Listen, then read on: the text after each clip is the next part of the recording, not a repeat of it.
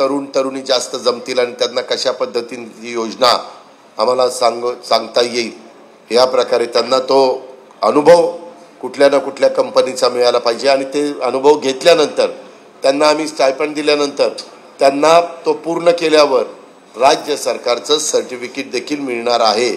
त्यांनी जर तिथं चांगलं काम केलं तर कदाचित तीच कंपनी त्यांना कंटिन्यू करेल, कारण त्यांना पण चांगली मुलं मुली पाहिजेतच।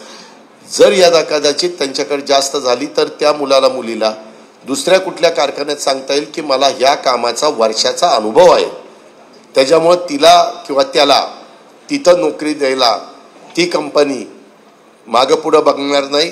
त्यांनाही अनुभवीच थोडा का होईना अनुभव असणारी मुलं मुली लागत असतात, म्हणून तशा पद्धतीनं ती योजना आपण देण्याचा प्रयत्न हा केलेला आहे।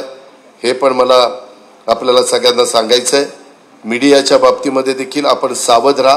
कधी कधी मीडियामध्ये काही कारण नसताना आपल्या बदनामी करणाऱ्या, आपल्या शक्तीस्थळावर हल्ला करणाऱ्या अशा प्रकारच्या बातम्या दिल्या जातात।